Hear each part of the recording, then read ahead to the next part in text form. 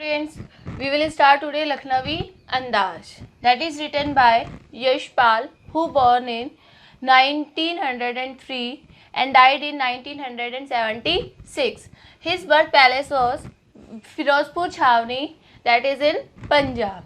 Students, in this chapter Lucknowi Andaz, Lucknowi अंदाज लखनऊ के नवाबी शान के लिए बताया गया है.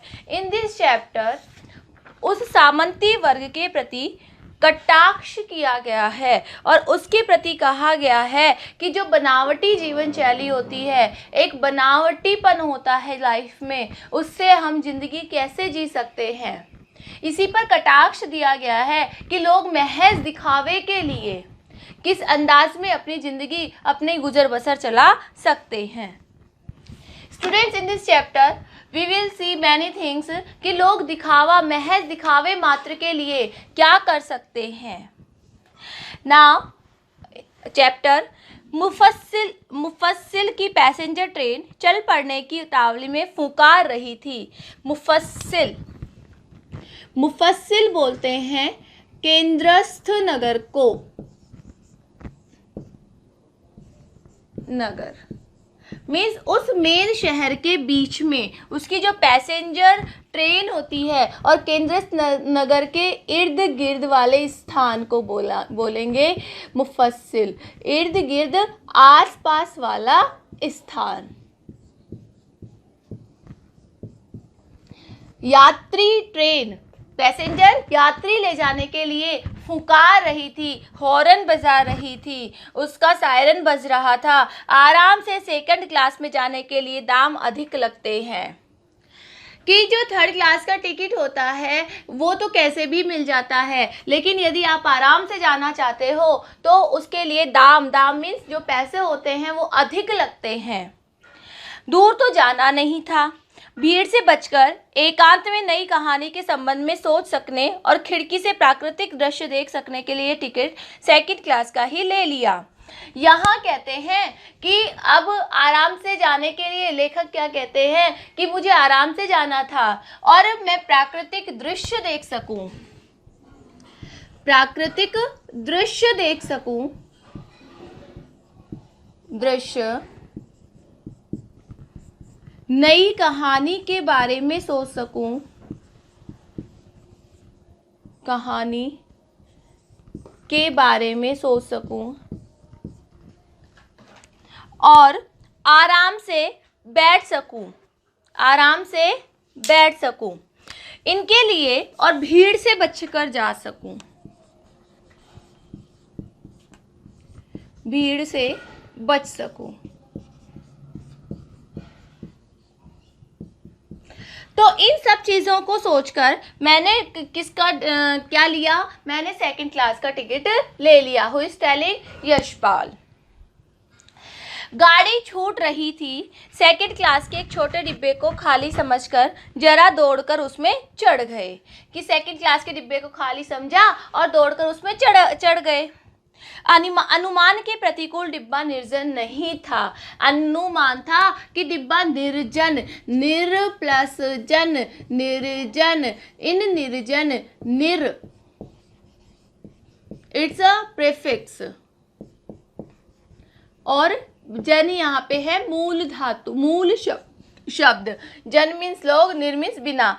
जैसा कि मैंने सोचा था कि जो डिब्बा था वो बिना किसी लोगों के था, लेकिन ऐसा नहीं था. एक बर्थ पर लखनऊ की नवाबी नस्ल के एक सफ़ेद पोश सज्जन बहुत सुविधा से पालथी मारे बैठे थे. बर्थ पर जो ट्रेन की जो सीट होती है उसे क्या कहा जाता है? उस सीट को बर्थ कहा जाता है. वहीं पे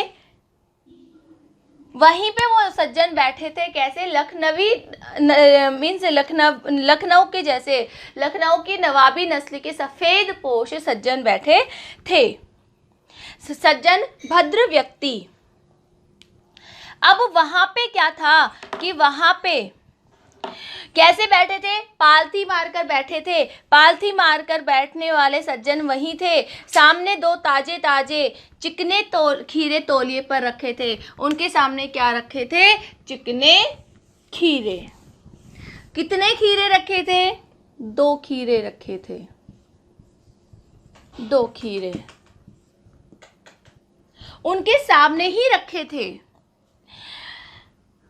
डिब्बे में हमारे सहसा कूद जाने से सज्जन की आंखों में एकांत चिंतन में विघ्न में असंतोष दिखाई दिया कि हम जैसे ही सहसा अचानक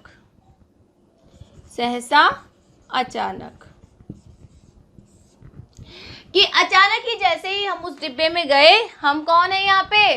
यशपाल। कि जैसे ही मैं डिब्बे में गया वैसे ही उनकी आंखों में विघ्न दिखाई दिया, असंतोष का भाव दिखाई दिया कि ये कहाँ से आ गया, मैं तो यहाँ आराम से बैठा था। देन सोचा हो सकता है यह भी कहानी के लिए सूझ की चिंता में हो, कि मैं भी ये खुद भी कहानी लिखने वाले हों और ऐसा सोच रहे हों, इनका सोचना ऐसा हो कि शायद ये अकेले बैठेंगे और कहानी के बारे में सोचेंगे, या फिर खीरे जैसी अपदार्थ वस्तु का शौक करते देखे जाने में संकोच में हो, या हो सकता है कि इनकी सोच ये हो कि मैं इन सज्जन के सामने खीरों का सेवन कैसे करूंगा, खीरे कैसे खाऊंगा, शायद ये इसलिए भी परेशान हो सकते हैं।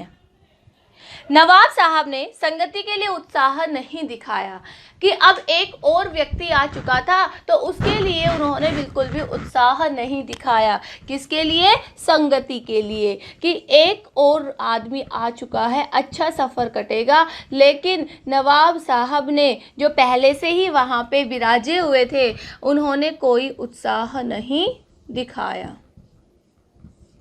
उत्साह।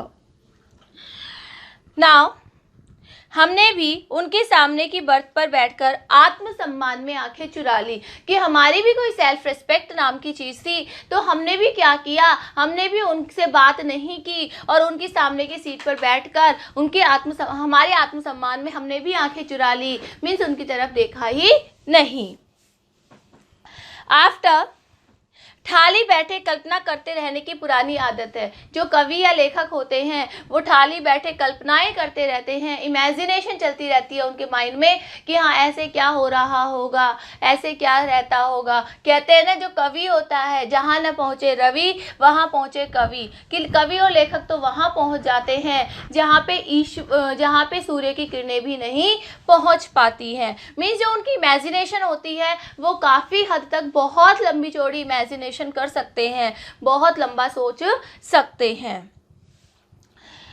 नवाब साहब की असुविधा और संकोच के कारण हम अनुमान करने लगे। अब नवाब साहब क्यों परेशान हैं, ये सोचकर हम खुद क्या करने लगे, उनके बारे में सोचने लग गए। नवाब साहब ने बिल्कुल अकेले यात्रा कर सकने के अनुमान में किफ़ायत के विचार से 2nd क्लास का टिकट खरीद लिया होगा। अब हमने क्या विचार किया कि नवाब साहब आराम से बैठकर जाने वाले होंगे, इसीलिए उन्होंने 2nd क्लास का टिकट खरीदा। और अब गवारा न हो कि शहर का कोई सफ़ेद पोश उन्हें मंझले दर्जे में सफ़र करता देखे, और शायद उन्हें ऐसा अच्छा भी नहीं लग रहा होगा कि शहर का कोई आम आदमी जो कि लखनऊ के नवाब को मंझला 2nd क्लास डिब्बे में यात्रा करते हुए देखे, तो शायद वो शर्मा गए होंगे। अकेले सफ़र का वक्त काटने के लिए ही खीरे खरीदे होंगे। अब इमेजिनेशन है लेखक की, वो क्या कहते हैं, मे बी कि अकेले जैसे कि लोग करते हैं, व्हीकल्स में कहीं भी जाते हैं, दूर सफ़र करने के लिए जाते हैं, तो अपने टाइम पास के लिए खाने के लिए मूंगफली वगैरह अपने साथ रख लेते हैं। तो मे बी कि यशपाल जी कहते हैं कि जो लखनऊ के नवाब थे वो भी अपना टाइम काटने के लिए, सफ़र काटने के लिए खीरे खरीद लिए होंगे और उन खीरों को खाना चाहते होंगे। देन हम कनखियों से नवाब की ओर देख रहे थे। कनखी, तिरछी नजर,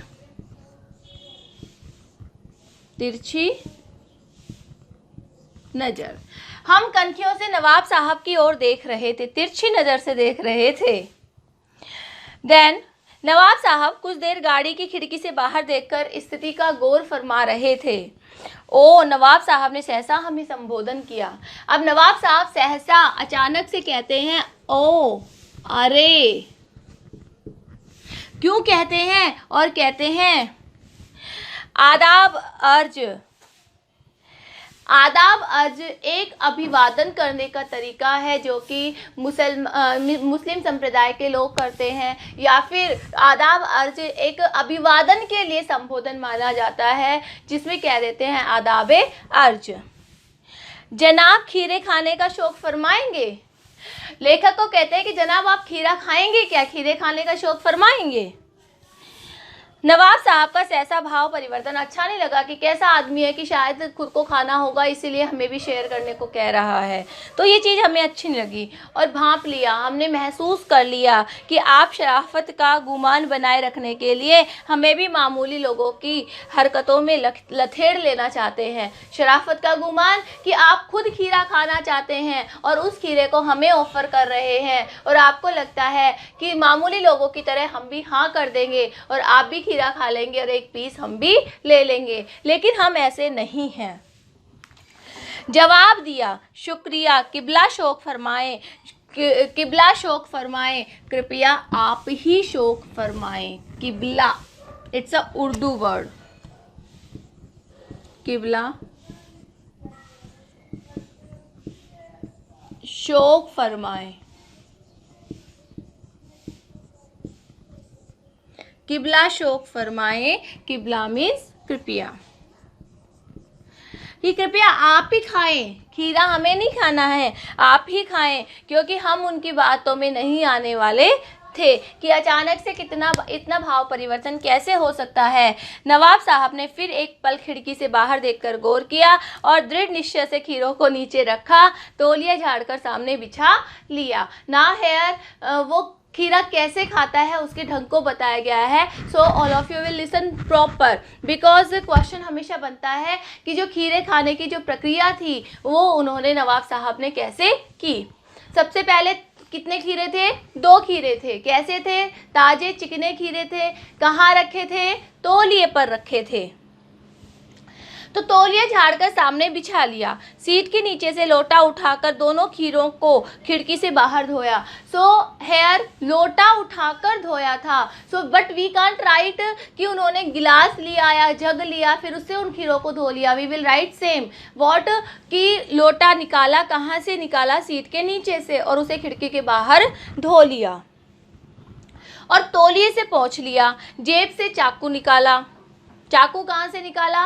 बैग से नहीं निकाला था, चाकू निकाला था जेब से। दोनों खीरों के सिर काटे, उन्हें गोदकर झाग निकाला। अब दोनों खीरों के जो आगे और पीछे का जो सिर होता, आगे का जो सिर होता है वो काटा और गोदा।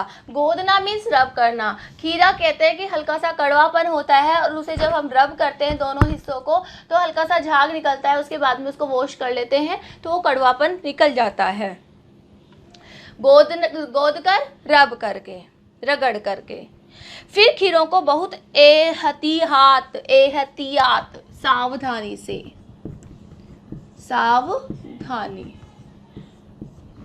बहुत ही एहतियात सावधानी से छीलकर फाकों को करीने से तौलिए पर सजाते गए। करीने से बहुत ही सुंदर तरीके से उन फाकों को जो पीसेस किए थे, लंबे वाले जो पीसेस किए थे, उसको वहाँ पे सजाते रहे।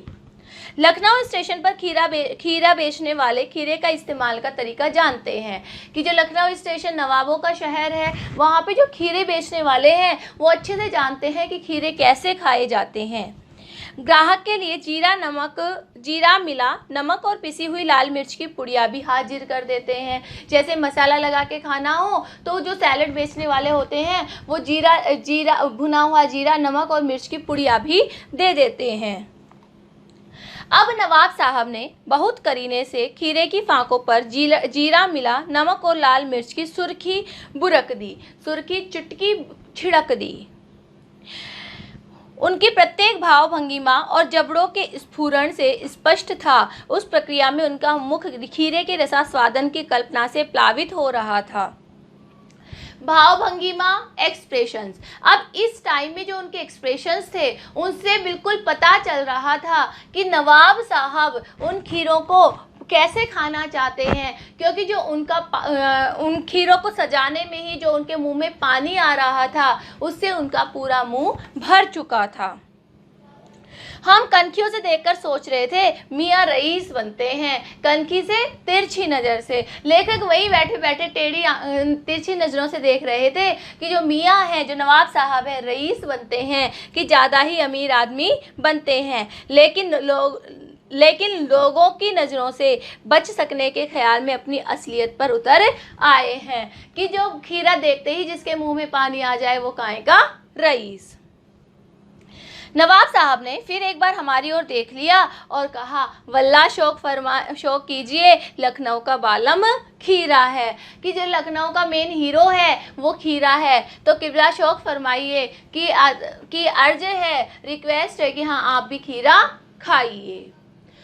अभी तक क्या हुआ है, अभी तक लखनऊ जो लेखक हैं उन्होंने बताया है कि कैसे सेकंड क्लास के बर्थ पर, सीट पर बैठकर जो लखनवी नवाब था वो कैसे उनको खीरों को सजाता है। इसके बाद में वो खीरों के साथ क्या करता है, I will tell in next class. For today it is enough only. Over.